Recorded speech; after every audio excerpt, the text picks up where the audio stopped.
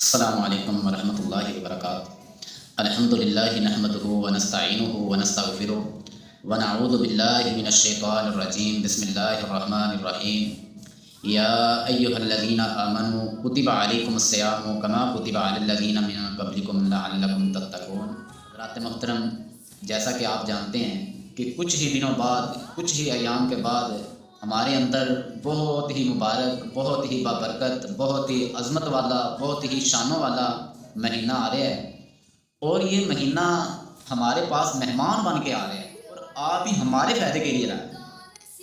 دیکھیں نا، ذرا تصور کیجئے کہ جب ہمارے پاس کوئی مہمان آنا ہوتا ہے تو ہم اپنے دل و دماغ کے اندر یہ بات سوچتے ہیں، یار یہ جو ہمارے پاس مہمان آ رہے ہیں اس کی ہمارے ہاں کتنی عزت ہے، کتنی قدر ہے، اس کا مقام مرتبہ کیا ہے، اس کا سٹیٹس کیا ہے۔ پھر ہم اس کے مقام مرتبے کے لحاظ سے اس کی عزت کرتے ہیں، اس کی قدر کرتے ہیں۔ تو یہ جو رمضان المبارک کا مہینہ ہمارے پاس آ رہا ہے، اس کی قدر و منزلت کے لیے صرف اتنی بات ہی کافی ہے کہ یہ اللہ کا مہینہ ہے اور ہمارے پاس مہمان بن کے آ رہے ہیں۔ دیکھیں نا، اللہ رب العالمین اپنے بندے سے کتنی محبت کرتے ہیں۔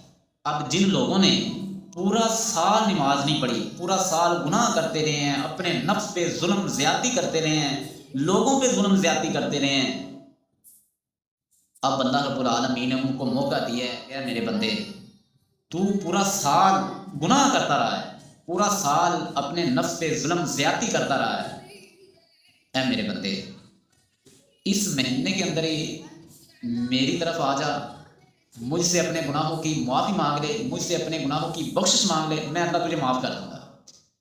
اور دیکھیں کہ اللہ رب العالمین اس مہینے کے اندر ہر روز، ہر دن، ہر رات لوگوں کو جہنم سے آزاد کرتے ہیں اور جنت کا داخلہ عطا کرتے ہیں۔ اب کئی لوگ ایسے ہیں کہ وہ اس مبارک مہینے کے اندر اپنے گناہوں کی بخشش نہیں کروا پاتے، اللہ رب العالمین سے اپنے گناہوں کی معافی ہی نہیں مانگتے، پھر رکھنا تو دور کی بات ہے۔ جبکہ اللہ رب العالمین اپنے قرآن پاک کے اندر واضح اعلان فرماتے ہیں، یا ایھا الذین آمنوا کتب علیکم الصیام کما کتب علی الذین من قبلکم لعلکم تتقون۔ اے دنیا کے ناز کے لوگوں، جو ایمان لے کے آئے ہو، تمہارے اوپر رمضان المبارک کے روزے فرض کر دیے گئے ہیں، لکھ دیے گئے ہیں، کما کتب علی الذین من قبلکم لعلکم تتقون، جس طرح تم سے پہلے لوگوں پہ فرض کیے گئے تھے، لعلکم تتقون، تاکہ تم پرہیزگار بن جاؤ، اللہ سے ڈرنے والے بن جاؤ۔ یعنی کہ جو روزہ ہے یہ بندے کے دل کے اندر اللہ کا ڈر پیدا کرتا ہے، بندے کو پرہیزگار بناتا ہے، اور یہ اتنا بابرکت مہینہ ہے، اتنی عظمت والا مہینہ ہے کہ اس کے اندر اللہ رب العالمین نے قرآن پاک کا نزول فرمایا ہے۔ قرآن پاک کو اس مہینے کے اندر نازل فرمایا، جیسا کہ اللہ فرماتے ہیں، شہر رمضان الذی انزل فیہ القرآن۔ رمضان کا مہینہ وہ مہینہ ہے جس کے اندر ہم نے قرآن پاک کو نازل فرمایا ہے، ھدی للناس وبینات من الہدی والفرقان، جو لوگوں کے لیے سراسر ہدایت ہے، وبینات من الہدی والفرقان، اور جس کے اندر حق و باطل کے درمیان فرق کرنے والی واضح دلیلیں ہیں۔ یعنی کہ یہ قرآن حق اور باطل کے درمیان فرق کرتا ہے، یہ قرآن بتاتا ہے ہمیں کہ حق کیا ہے، باطل کیا ہے۔